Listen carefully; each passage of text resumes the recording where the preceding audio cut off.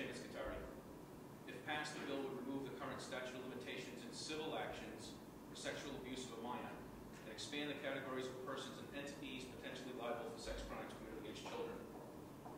For the past 15 years, I've been a member of the Board of Directors of a 501c3 social service agency providing crisis intervention counseling services to child victims of sexual abuse. For 6 of those 15 years as chairman of the board. Today I'm here in a very different role. Today I'm here to speak to you as a personal survivor of sexual violence. In 1974, at the age of 14, I was abducted, beaten, and raped by a total stranger, a recidivist pedophile predator who was hunting for boys in my childhood hometown of Lincoln, Rhode Island. I'm not here to tell my story, but to ask for you to help the children of New Jersey and adult survivors of childhood sexual abuse by supporting S-2405 as proposed. Children who are victims of sexual abuse often resort to inappropriate behaviors to cope as they suffer through physical, emotional, behavioral, and social problems directly related to their abuse.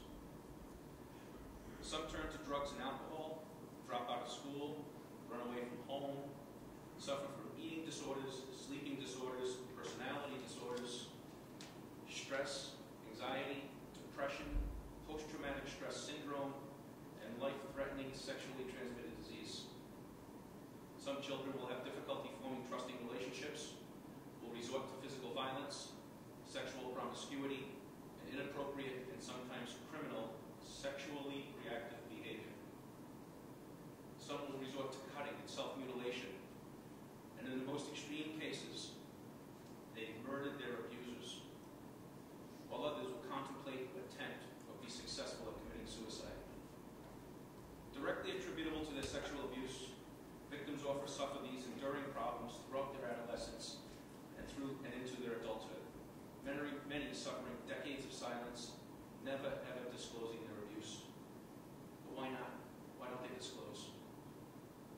Children and adults remain silent out of misplaced guilt, fear, shame, embarrassment, and under threat of violence from their perpetrators. Threats of violence directed to the child or their family.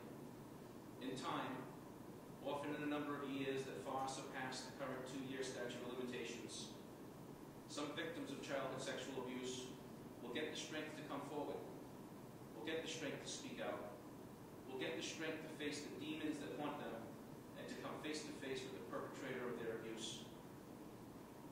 Unfortunately, the amount of time that lapses between the sex crime committed against the child and the date the adult survivor comes forward seeking justice often far exceeds the current 2-year statute of limitations, and it dissolves the possibility of civil action. I agree with the sponsoring senator's position that eliminating the existing statute of limitations in sexual abuse cases would be in the interest of justice, and I respectfully request your support of S-2405. Senators, it saddens me to say that sex crimes committed against children will never, ever stop.